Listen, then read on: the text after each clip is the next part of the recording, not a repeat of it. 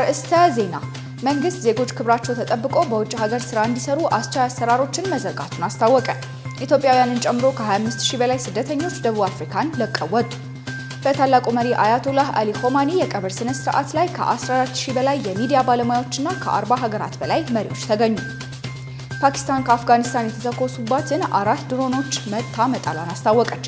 በቬንዙዌላ በደረሰው የመሬት መንቀጥቀጥ የሟቾች ቁጥር ከ1900 በላይ ማለፉ ተገለጸ።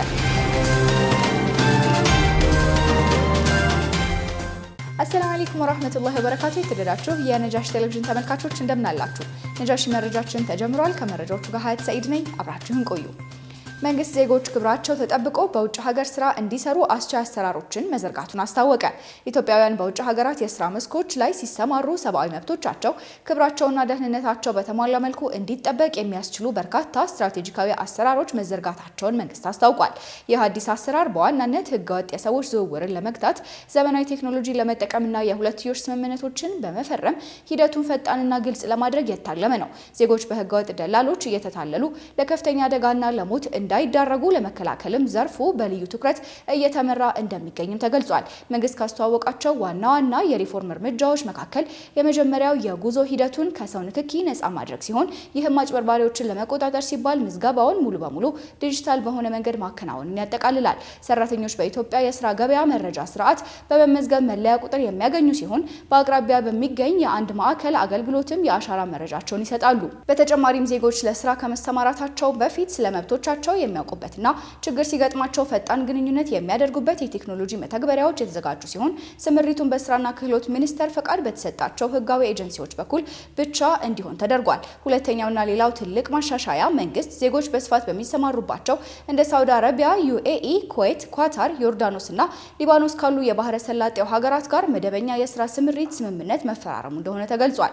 ከዚህም ባለፈ የአውሮፓን የስራ ገበያ ለመቀላቀል ከጣሊያን ጋር የሁለትዮሽ የሰው ኃይል ስምምነት ተፈርሟል። ህጋዊ ተጓዦች በጤና ሚኒስቴርና በመዳረሻ ሀገራቱ በተመረጡ የህክምና ተቋማት ምርመራ እንዲያደርጉ የሚገደዱ ሲሆን ሰራተኛው የሚሄድበትን ሀገር ቋንቋ ወይም ቢያንስ በሚገባው ቋንቋ የተዘጋጀውን የውል ስምምነት መረከብና መፈረም ይኖርበታል። በሶስተኛ ደረጃ የተከናወነው ማሻሻያ ዜጎች ከመሰማራታቸው በፊት የሙያና የክህሎት ስልጠናዎችን እንዲወስዱ በማድረግ በየዘርፉ ተወዳዳሪነታቸውን ማሳደግ ነው።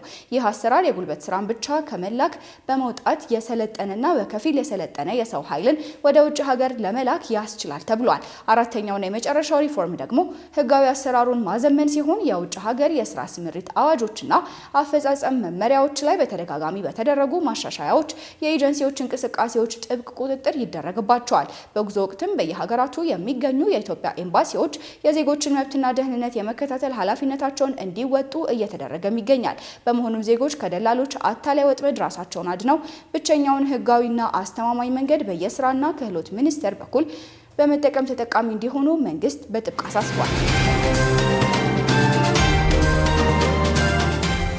ሀገራዊ የሚዲያ የስርዓተ ጾታ ፖሊሲ እየተቀረጸ መሆኑን የኢትዮጵያ መገናኛ ብዙሃን ባለስልጣን አስታወቀ።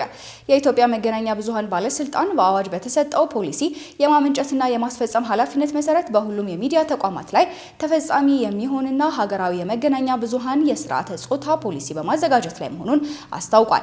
የባለስልጣኑ ዋና ዳይሬክተር ወይዘሮ ሃይማኖት ዘለቀ ይህንን ያስታወቁት በሚዲያ ተቋማት የስርዓተ ጾታ አካታችነትን ለማረጋገጥና ለሚካሄደው የስርዓተ ጾታ ኦዲት ግብዓት ለመሰብሰብ ትናንት በተዘጋጀ የፓናል ውይይት ላይ በመክፈቻ ንግግር ባደረጉት ንግግር ነው። ዋና ዳይሬክተሯ በንግግራቸው በመገናኛ ብዙሃን አዋጅ መሰረት የሴቶችን ክብር ዝቅ የሚያደርጉ ይዘቶችን ማቅረብና ጥቃትን የሚያበረታቱ መልእክቶችን ማሰራጨት በጥብቅ የተከለከለ መሆኑን አስታውሰዋል። ሚዲያዎች ለስርዓተ ጾታ ጉዳዮች በቂ የአየር ሰዓትና አምድ በመመደብ አድሏዊ ቋንቋዎችንና አገላለጾችን ማስወገድ እንደሚገባቸው የገለጹት ዋና ዳይሬክተሯ ተቋማቱ የስርዓተ ጾታ ፍትሐዊነትንና እኩልነትን ለማረጋገጥ ፖሊሲውን ከኤዲቶሪያል መመሪያዎቻቸውና አሰራራቸው ጋር አጣጥመው መተግበር እንዳለባቸውም አሳስበዋል። በአዲስ አበባ በበይነ መረብ እየተሰጠ የሚገኘው የ12ኛ ክፍል ሀገር አቀፍ ፈተና ያለምንም እንከን እየተከናወነ መሆኑ ተገለጸ። የዘንድሮ የ12ኛ ክፍል ሀገር አቀፍ መልቀቂያ ፈተና በቴክኖሎጂ ታግዞ በበይነ መረብ ወይም በኦንላይን መሰጠት ከተጀመረበት ትላንት ሰኔ 23 ቀን 2018 ጀምሮ ለሁለተኛ ቀን ያለምንም እንከን እየተሰጠ ይገኛል። በአዲስ አበባ ከተማ አስተዳደር በንፋስ ስልክ ላፍቶ ክፍለ ከተማ ፈተናው በ19 የፈተና ጣቢያዎች ውስጥ በሰላማዊ ሁኔታ እየተከናወነ እንደሚገኝ የክፍለ ከተማው ትምህርት ጽሕፈት ቤት ኃላፊ አቶ በላይ ነጋሽ ገልጸዋል። ገልጸዋል። ፈተናው በበይነ መረብ የሚሰጥ ከመሆኑ ጋር ተያይዞ ሊያጋጥሙ የሚችሉ የቴክኖሎጂና የኃይል መቆራረጥ ችግሮችን አስቀድሞ ለመቅረፍ ጽህፈት ቤቱ በሁሉም ጣቢያዎች በቂ ኮምፒውተሮች፣ አስተማማኝ የኢንተርኔት መሰረተ ልማትና የተጠባባቂ ጄኔሬተሮች ዝግጅት ማድረጉን ኃላፊ አመላክተዋል። በክፍለ ከተማው በአጠቃላይ 6884 ተማሪዎች ፈተናውን የወሰዱ ሲሆን ሂደቱም በአራት ዙር ተከፋፍሎ እንዲሰጥ እየተደረገ ይገኛል። የፈተናው ሂደት ፍጹም ፍትሃዊ፣ ስነ ስርዓት ያለውና ስኬታማ ሆኖ እንዲጠናቀቅም በሁሉም የፈተና ጣቢያዎች በቂ ጸጥታ አካላትና የፈተና አስፈጻሚዎች ተመድበው ሂደቱን በቅርበት በመከታተል ላይ መሆናቸውን አቶ በላይ አስረድተዋል። የዘንድሮ የ12ኛ ክፍል ፈተና በኦንላይን መሰጠቱ የፈተና ስርቆትንና ማጭበርበርን በዘላቂነት ለመከላከል እንዲሁም የትምህርት ጥራትን ለማረጋገጥ የተጀመረውን ስራ ለማራመድ ትልቅ አስተዋጽኦ ማበርከቱ ተገልጿል። ኢትዮጵያውያንን ጨምሮ ከ25000 በላይ ስደተኞች ደቡብ አፍሪካን ለቀው ወጡ። ሰኔ 30 ቀን 2026 ያበቃው ይፋዊ ያልሆነው የጊዜ ገደብ በደቡብ አፍሪካ የሚኖሩ በርካታ ስደተኞችን ለከፍተኛ ስጋትና እንግልት ዳርጓል። በሀገሪቱ የሚንቀሳቀሱ ዜጎች መር ቡድኖች ሰነድ የሌላቸው የውጭ ዜጎች አካባቢያቸውን ለቀው እንዲወጡ ያስቀመጡት ቀነ ገደብ መጠናቀቁን ተከትሎ ኢትዮጵያውያንን ጨምሮ ከ25000 በላይ ስደተኞች ሕይወታቸውን ለማዳን ሲሉ ሀገሪቱን ጥለው ተሰደዋል። ይህንን የጅምላ መፈናቀል ተከትሎ በጆሃንስበርግ በኬፕ ታውን እና በደርባን ከተሞች ውስጥ በማንኛውም ሰዓት ግጭቶችና ሁከቶች ሊቀሰቀሱ ይችላሉ የሚሉ ስጋቶች በማየላቸው የደቡብ አፍሪካ ፖሊስ ከፍተኛ የሰው ኃይል በተለያዩ አካባቢዎች ላይ አሰማርቷል። ባለፉት ጥቂት ሳምንታት ውስጥ በተቀሰቀሰ ጸረ ስደተኛ ጥቃት ሳቢያ የአንድ ኢትዮጵያዊ፣ የሁለት ሞዛምቢክ እና የአንድ ማሊያዊ ዜጋ ሕይወት ማለፉ ተረጋግጧል። ይህ ሰብአዊ ቀውስ ያሳሰባቸው በርካታ የአፍሪካ ሀገራት መንግስታት በተለይ ሞዛምቢክ፣ ማላዊ፣ ዚምባብዌና ኡጋንዳ በየከተሞቻቸው ተደብቀው የሚገኙ ዜጎቻቸውን በአውሮፕላንና በአውቶቡስ ለመታደግ ሰፊ ርብርብ እያደረጉ ይገኛሉ። ስደተኞቹ ከተለያዩ የቤት አከራዮችና ቀጣሪዎች የሚደርስባቸው ማግለልና ማባረርን ጨምሮ በኬፕ ታውንና በጆሃንስበርግ የሚገኙ የቆንጽላ ጽህፈት ቤቶች የነፍስ አድን እርዳታ በሚጠባበቁ ዜጎች ተጨናንቀዋል። የነጻነት ዘመቻ በሚል ስም የሚንቀሳቀሱ ጸረ ስደተኛ ቡድኖች ሰነድ የሌላቸው ስደተኞች በሙሉ እስኪወጡ ድረስ ተከታታይ ህዝባዊ እምቢተኝነት እንደሚያደርጉ ቢዝቱም በጆሃንስበርግ ሶዌቶ አካባቢ ያሉ ባህላዊ ልብስ የለበሱ ጋሻና ዱላ የያዙ ወጣቶች አባሃምቤ ወይም ይውጡ እያሉ በመፈክር ላይ መሆናቸው በስደተኞች ዘንድ ሽብርን ፈጥሯል። የደቡብ አፍሪካ መንግስት ከ5 ዓመታት በፊት በ2021 የቀድሞ ፕሬዝዳንት ጃኮብ ዙማ መታሰርን ተከትሎ የ350 ሰዎችን ህይወት የቀጠፈው ውድመት እንዳይደገም ጥረት ቢያደርግም የፖለቲካና የስነ ህዝብ ተንታኞች ችግሩ የስደተኞች ሳይሆን የአስተዳደር መበላሸት፣ የሙስናና የሀብት መባከን መሆኑን ያመለክታሉ። በተለይ መጪውን የኖቬምበር የቅድመ አካባቢ ምርጫ መነሻ በማድረግ ፖለቲከኞች ስደተኞችን እንደ ምርጫ ካርድና የጦር መሳሪያ እየተጠቀሙባቸው እንደሚገኙም ይነገራል።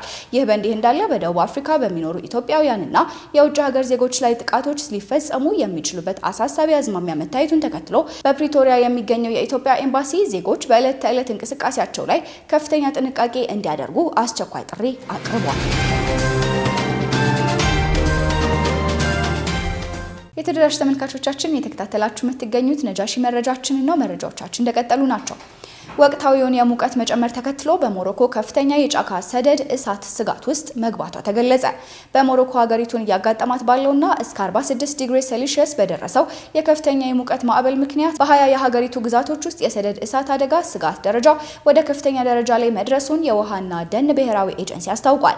ይህ ከባድ ጥንቃቄ የሚሻው ይፋዊ ማስጠንቀቂያ ከዛሬ ረቡዕ ጀምሮ የጸና ሆኖ ይቆያልም ተብሏል። ከፍተኛ የእሳት አደጋ ስጋት ከተደቀነባቸው 20 ዋና ዋና ግዛቶች መካከል ዋና ከተማዋ ራባት፣ ሳሌ፣ ኬኔትራ፣ ታንጂየር፣ ታዛና መከነስ የሚገኙበት ሲሆን በተጨማሪም ሌሎች 12 ግዛቶች በከፍተኛ ስጋት ደረጃ ላይ እንደሚገኙም ተገልጿል። ኤጀንሲው ባወጣው አስቸኳይ መግለጫ በደን አካባቢዎች አቅራቢያ የሚኖሩ ነዋሪዎች፣ የደን ሰራተኞች እንዲሁም ቱሪስቶችና ጎብኚዎች በዚህ የሙቀት ወቅት ከፍተኛ ጥንቃቄ እንዲያደርጉ አሳስቧል። ህብረተሰቡ እሳት ሊጭሩ ከሚችሉ ማናቸውም ድርጊቶች እንዲቆጠቡና አጠራጣሪ ጭስ ወይም እንቅስቃሴዎችን ሲመለከቱ ወዲያውኑ ለባለስልጣናት ጥቆማ እንዲያደርጉም ጥሪ አቅርበዋል። ደን የሞሮኮን ጠቅላላ መሬት 12 በመቶ የሚሸፍን ሲሆን በየዓመቱ በሰው ሰራሽና በተፈጥሮ ምክንያት ለሚነሳ እሳት የሚጋለጥ ሲሆን ባለፈው የፈረንጆቹ ዓመት 2025 ብቻ በሰደድ እሳት ሳቢያ 1728 ሄክታር የሚጠጋ የደን መሬት መውደሙም ይታወሳል። በጋዛና በዌስት ባንክ የእስራኤል ወታደራዊ ወረራ ቀጥሏል። በኔጌቭ እስር ቤት የሚገኙ ፍልስጤማውያን እስረኞች በስቃይ ላይ መሆናቸውም ተሰምቷል። በዌስት ባንክና በጋዛ ሰርጥ የእስራኤል ወታደራዊ እርምጃዎች በእጅጉ ተጠናክረውም ቀጥለዋል። ዛሬ ማለዳ የእስራኤል የታጠቁና የእግረኛ ክፍለ ጦር ሰራዊት በጀኒን ምስራቃዊ ሰፈር በመግባት የቤት ለቤት ፍተሻ እያካሄዱ ሲሆን በነዋሪዎች ላይም ከባድ የእንቅስቃሴ ገደብ ጥለዋል። ከዚህ ወረራ ጋር ተያይዞ በ3 የዌስት ባንክ ከተሞች በተደረገ አሰሳ ተጨማሪ 4 ፍልስጤማውያን ሴቶች መታሰራቸውን ተከትሎ በእስራኤል እስር ቤቶች የሚገኙ ፍልስጤማውያን ሴቶች ቁጥር 98 ደርሷል። በተጨማሪም በናብሉስ የሚገኘው የሶሊዳሪቲ የበጎ አድራጎት ማህበር ዋና መስሪያ ቤት በወታደሮች ተከቦ ከተበረበረ በኋላ የሽብር ማህበር የሚል ታርጋ ተለጥፎበት ለ1 ዓመት እንዲዘጋ ትዕዛዝ ተላልፏል። ይህ በእንዲህ እንዳለ በኔጌቭ እስር ቤት የሚገኙ ፍልስጤማውያን እስረኞች ላይ የሚፈጸመው በደልና ስቃይ በእጅጉ ጨምሯልም ተብሏል። የፍልስጤም እስረኞች መገናኛ ብዙሃን ቢሮ ባወጣው መግለጫ በኔጌቭ እስር ቤት ውስጥ የሚገኙ ፍልስጤማውያን እስረኞች ላይ የሚፈጸመው ሰብአዊ መብት ጥሰት በእጅጉ መባባሱን ይፋ አድርጓል። በአሁኑ ወቅት እስረኞች በእስር ቤቱ ቅጥር ግቢ ውስጥ እስከ 6 ሰዓታት ድረስ ለሚቃጠል ከባድ ፀሐይ እንዲጋለጡ እየተደረገ ሲሆን የዕለት ተዕለት የአየር ላይ እረፍት ጊዜያቸውን በየ2 ቀኑ ለ30 ደቂቃ ብቻ ዝቅ ተደርጓል። ከዚህም በላይ ከሁሉም ክፍሎች የቅዱስ ቁርአን ቅጂዎች የተወረሱ ሲሆን የሚቀርብላቸው የምግብ መጠን ከመቀነሱም በላይ አንዳንዴም የተበላሸ ምግብ እንደሚሰጣቸውም ታውቋል። ታዋቂው ፍልስጤም መሪ ማርዋን ባርጉቲ ለተጨማሪ 2 ሳምንታት ብቻውን እንዲታሰር የተወሰነበት ሲሆን ጠበቃው ሊያገኘው ቢሞክርም የእስር ቤቱ አስተዳደር ፈቃድ ሳይሰጥ ቀርቶ ቀጠሮውን ለፈረንጆቹ መስከረም ወር ላይ አራስሞበታል። በዶሃ የታቀደው የአሜሪካና የኢራን ድርድር ከፍተኛ ዲፕሎማሲያዊ ፍጥጫ ውስጥ መግባቱን ተከትሎ ስምምነቱ ገና ሳይጀመር የመክሸፍ አደጋ ተጋርጦበታል። የቀጠናው ውጥረት ለማርገብና የጋራ ጥቃቶችን ለማቆም ታስቦ በኳታር ዋና ከተማ ዶሃ ሊካሄድ በዝግጅት ላይ ያለው ስብሰባ በአሜሪካና በኢራን መካከል በተፈጠረ ጠንካራ የቅድመ ሁኔታዎች ፍልሚያና አለመተማመን ሳቢያ እጅግ አሳሳቢ ደረጃ ላይ ደርሷል። የአሜሪካው ፕሬዚዳንት ዶናልድ ትራምፕ ኢራን በድርድሩ ላይ ለመሳተፍ ፍላጎት ማሳየቷን በመጥቀስ ከፍተኛ ልዑካኖቻቸውን ስቲቭ ዊትኮፍ እና ያሬድ ኩሽነርን ወደ ስፍራው ቢልኩም ኳታርና ኢራን ግን የአሜሪካ ልዑካን ዶሃ ቢገኙም ከኢራን ባለስልጣናት ጋር ምንም አይነት የቀጥታ ንግግር እንደማያደርጉ በመግለጽ የትራምፕን ይፋዊ ንግግር ጥሪ አስተባብለዋል።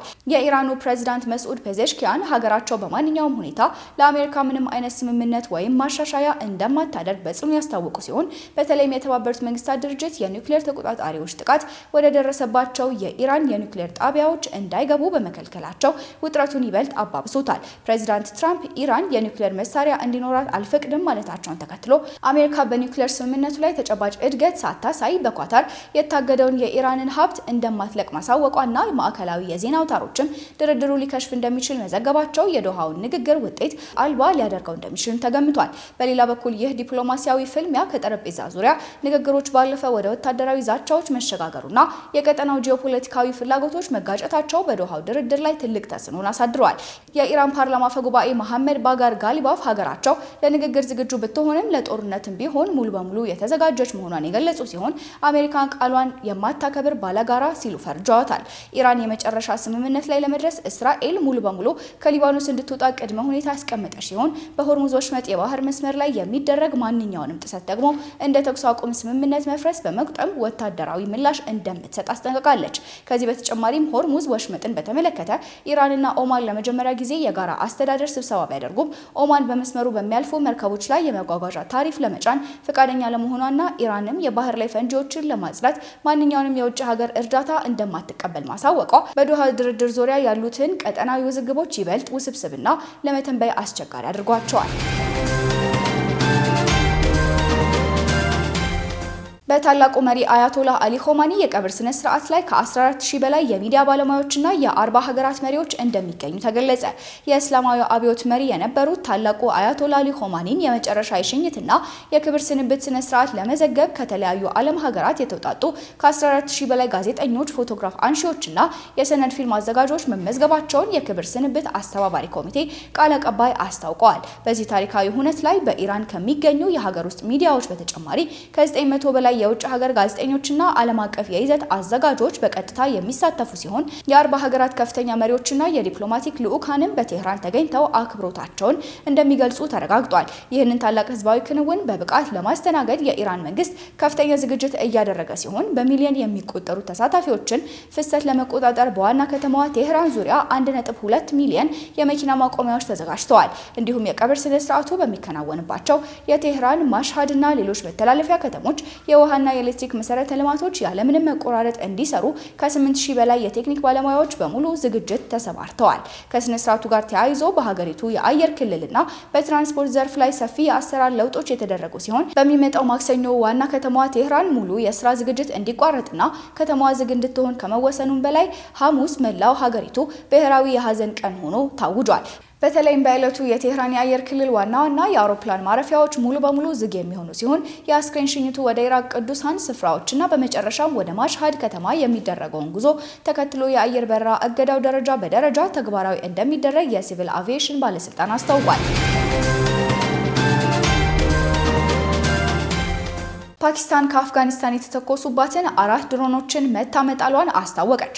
ፓኪስታን ከአፍጋኒስታን የተተኮሱባትን 4 ድሮኖችን መታ መጣሏን ስታስታውቅ፣ በአንጻሩ የአፍጋኒስታን መከላከያ ሚኒስቴር በፓኪስታን ግዛት ውስጥ በሚገኙ የዳዕሽ ማዕከላት ላይ የአየር ጥቃት መፈጸሙን ይፋ አድርጓል። የፓኪስታን መከላከያ የአየር መከላከያ ስርዓታችን ከአፍጋኒስታን በባልቾስታን ግዛት በኩል የተተኮሱ 4 ድሮኖችን ወዲያውኑ ለይቶ መቶ ጥሏል ብሏል። የታሊባን አስተዳደር ትኮሳውን ከቀጠለ ከባድ ዋጋ የሚያስከፍል ምላሽ እንደሚሰጠው ማስጠንቀቋል። የአፍጋኒስታን መከላከያ በበኩሉ የአየር ኃይላችን በፓኪስታን ባልቾስታንና ክህበር ፓክቱንኳን ግዛቶች በሚገኙ የዳዕሽ ካምፖች ላይ ጥንቃቄ የተሞላበት የአየር ጥቃት ሰንዝሮ በታጣቂ ቡድኑ ላይ ከባድ ኪሳራ አድርሷል ብሏል። በጥቃቱ በሲቪሎች ላይ የደረሰ ጉዳት የለም ሲልም አስተባብሏል። የፓኪስታን ጦር በጉዳቱ ዙሪያ የገለጸው ነገር ባይኖርም የአካባቢ መገናኛ ብዙሃን ግን በፔሻዋር ከተማ በተፈጸመ የድሮን ጥቃት የአንድ ሴት ሕይወት ማለፉንና 6 ሰዎች መቁሰላቸውን ዘግበዋል። ሁለቱ ጎረቤታማ ሀገራት አንዱ ሌላውን ሽብርተኞችን ትደግፋለህ በሚል በተደጋጋሚ የሚካሰሱ ሲሆን ሰሞኑ በካራቺ ከተማ በደረሰ የታጣቂዎች ጥቃትና ፓኪስታን በአፍጋኒስታን ግዛት ላይ በወሰደችው የአየር ጥቃት ሳቢያ በመካከላቸው ያለው ወታደራዊ ውጥረት ከፍተኛ ደረጃ ላይም ደርሷል። በቬንዙዌላ በደረሰው የመሬት መንቀጥቀጥ የሟቾች ቁጥር ከ1900 በላይ ማለፉ ተገለጸ። የኢኮኖሚ ኪሳራውም ከ7 ቢሊዮን ዶላር በላይ ይሆናል ተብሏል። በቬንዙዌላ ሰሜናዊና ማዕከላዊ ግዛቶች ላይ የተከሰተውን ብርቱ የመሬት መንቀጥቀጥ ተከትሎ እስካሁን ሕይወታቸው ያለፈው ሰዎች ቁጥር ከ1940 በላይ መድረሱን የሀገሪቱ የነፍስ አድን አካላትና የተባበሩት መንግስታት ድርጅት የረድኤት ተቋማት አስታውቀዋል። በሬክተር ስኬል 7.2 እና 7.5 በሆነ ከባድ መጠን በተከታታይ በተከሰተው በዚህ አደጋ ሳቢያ ከ10500 በላይ ዜጎች ላይ የተለያየ መጠን ያለው የአካል ጉዳት የደረሰ ሲሆን በፍርስራሾቹ ሳይቀበሩ እንዳልቀሩ የሚገመቱና እስካሁን የደረሱበት ያልታወቁ ከ43200 በላይ ሰዎች መጥፋታቸውን የነፍስ አድንና የፍለጋ ስራው በከፍተኛ ሁኔታ እየተከናወነ እንደሚገኝ ተገልጿል። ባለስልጣናት እንደገለጹት አሁንም ድረስ ከፍተኛ ቁጥር ያላቸው ዜጎች በፈረሱ ህንፃዎች ስር በመሆናቸው የሟቾች ቁጥር ከተጠቀሰው በላይ ሊያሻቅብ እንደሚችል ተሰግቷል። በመጨረሻም ወደ ዕለቱ የቢዝነስ መረጃችን እናልፋለን። ዙቤዳ ሀሰን እንደሚከተለው አዘጋጅተዋለች። ተከታትለን እንመለስ። የህዝብ ተወካዮች ምክር ቤት የተሻሻለውን የፌዴራል ታክስ አስተዳደር ረቂቅ አዋጅ ማጽደቁ ተሰምቷል። አዋጁን ማሻሻል ያስፈለገው የመረጃ ጥራትን ለማሳደግና በመረጃ መሰብሰብ ሂደት ውስጥ የተፈጠሩ ስህተቶችን ለማረም ነውም ተብሏል። እንዲሁም ለስህተቱ መነሻ የሆኑ ግለሰቦችን በህግ ተጠያቂ እንዲሆኑ ለማስቻል መሆኑን የፕላን በጀትና ፋይናንስ ጉዳይ ቋሚ ኮሚቴ ሰብሳቢ የሆኑት አቶ ደሳለኝ ወዳጄ ገልጸዋል። ታክስ ከፋይ ተቋማት የተወሰነባቸው የታክስ ክፍያ ላይ ቅሬታ ማሰማት ከፈለጉ ቅሬታቸውን በጠቅላይ ሚኒስትር ጽሕፈት ቤት ለሚቋቋመው ገለልተኛ የባለሙያዎች ቡድን አቅርበው መፍትሄ እንዲያገኙ ለማድረግ አዋጁን ለማሻሻል ሌላኛው ምክንያት ሆኖ ተገኝቷል ተብሏል። አሁን የተሻሻለው አዋጅ ለ10 ዓመታት አገልግሎት እየሰጠ መቆየቱን የገለጹት የቋሚ ኮሚቴ ሰብሳቢው የተሻሻለው አዋጅ የፌዴራል ታክስ አስተዳደር ስርዓትን ይበልጥ የሚያዘምን ይሆናልም ብለዋል። ምክር ቤቱ ረቂቅ አዋጁን መርምሮ በአብላጫ ድምፅ ማጽደቁንም የህዝብ ተወካዮች ምክር ቤት ባወጣው መረጃ ላይ ተመላክቷል። የዱባይ ባለሀብቶች በኢትዮጵያ የፋይናንስና የባንክ ዘርፍ ውስጥ ለመግባት ፍላጎት እንዳላቸው ተነግሯል። በተባበሩት አረብ ኤሚሬት የኢፌዴሪ ልዩ መልእክተኛና ባለሙሉ ስልጣን አምባሳደር ዶክተር ጀማል በከር በኢትዮጵያ በተለያዩ የኢንቨስትመንት ዘርፎች ለሚሳተፉ የዱባይ ባለሀብቶች አስፈላጊ ድጋፍ ታደርጋለች ብለዋል። አምባሳደሩ ይህንን ያሉት ከዱባይ የንግድና የኢንዱስትሪ ምክር ቤት ፕሬዚዳንትና ዋና ስራ አስፈጻሚ መሐመድ አሊ ሉልታህ ጋር በተወያዩበት ዕለት ነው። መሐመድ አሊ ሉልታ ኢትዮጵያ እየተገበረች ባለችው የማክሮ ኢኮኖሚ ማሻሻያ ሰፊና ምቹ የኢንቨስትመንት ከባቢ በዱባይ ባለሀብቶች ዘንድ ከፍተኛ የሆነ መነሳሳትን ፈጥሯል ብለዋል። ከማሻሻያው በመነሳትም በምክር ቤቱ ስር የሚገኙ ትላልቅ ኩባንያዎች በኢትዮጵያ በተለያዩ የኢንቨስትመንት መስኮች ለመሰማራት ፍላጎት ማሳየታቸውንም ጠቅሰዋል። በተለይም በቅርቡ ለውጭ ኢንቨስተሮች ክፍት የሆነውን የኢትዮጵያ የፋይናንስና የባንክ ዘርፍ ውስጥ በይፋ ለመግባት ከፍተኛ የሆነ ዝግጅት መጀመራቸውንም አስታውቀዋል። አምባሳደር ዶክተር ጀማል በከር የዱባይ ንግድ ምክር ቤት በአዲስ አበባ ለበርካታ የኢትዮጵያ ኩባንያዎች ጋር ያደረገውን የቢዝነስ ለቢዝነስ ግንኙነት ውጤታማ መሆኑንም ተናግረዋል። ኢትዮጵያ ወደ ፋይናንስ፣ ግብርና፣ ታዳሽ ኃይልና ቴክኖሎጂ ዘርፍ ውስጥ ለሚገቡ የዱባይ ባለሀብቶች አስፈላጊውን ድጋፍና ማበረታታት ታደርጋለች ብለዋል። በነሐሴ ወር የሚጫን አንድም የብሬንት ድፍድፍ ነዳጅ አለመኖሩ ተሰምቷል።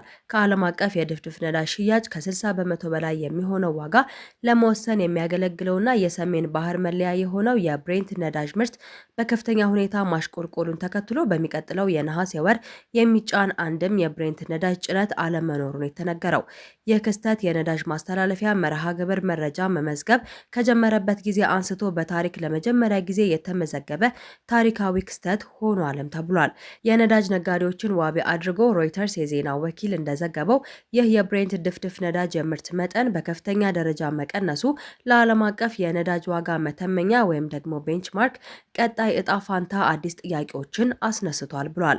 በአሁኑ ወቅትም የብሬንት ነዳጅ ምርት በቀን በአማካኝ ወደ 23,000 በርሜል ብቻ ዝቅ ብሏል ነው የተባለው። ይህም በወር ውስጥ አንድ ጭነት ወይም ካርጎ ብቻ ለማውጣት የሚያስችል እጅግ አነስተኛ መጠን ነው ብሏል ዘገባው። አንጋፋው የነዳጅ ነጋዴና የብሬንት ገበያ ኤክስፐርት አዲ ኤምሲሮቨርት ለሮይተርስ እንደገለጸው አሁን ላይ ከብሬንት የቀረው በዓለም ላይ በጣም አስፈላጊ ለሆኑ የነዳጅ ውል ብራንድ ስም ብቻ መሆኑ ነው ብለዋል። ከጊዜ በኋላ ግን የብሬንት ድፍድፍ ነዳጅ ሙሉ በሙሉ ሊጠፋ ቢችልም ውሉ ግን ለብዙ ዓመታት መቆየቱ አይቀሬ ነው ሲሉ ተደምጠዋል። በዓለም ገበያ ላይ የሚሸጠው አብዛኛው የነዳጅ አይነት ዋጋው ስንት መሆን እንዳለበት የሚወሰነው የዚህን የብሬንት ነዳጅ ገበያ ዋጋን መነሻ በማድረግ መሆኑ ይታወቃል። የብሬንት ዋጋ መተመኛን የሚያስተዳድረው ኤስ&ፒ ግሎባል ኢነርጂ ምንም እንኳን የብሬንት ነዳጅ ምርት ቢጠፋም የዋጋ መተመኛ ጠንካራ ሆኖ እንደሚቀጥል አስታውቋል።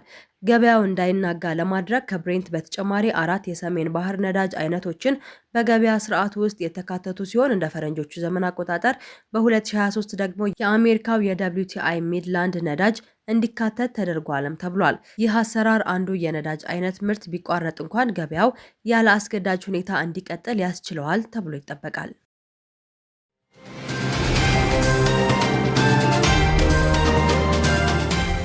የተወደዳችሁ ተመልካቾቻችን ለሰዓቱ ያጠናቀርናቸው መረጃዎች የተከታተላችኋቸውን ይመስሉ ነበረ። መረጃዎቹን ያደረስኳችሁ እኔ ሀያት ሰኢድ ነበርኩኝ። ወሰላሙ አለይኩም ወራህመቱላሂ ወበረካቱ።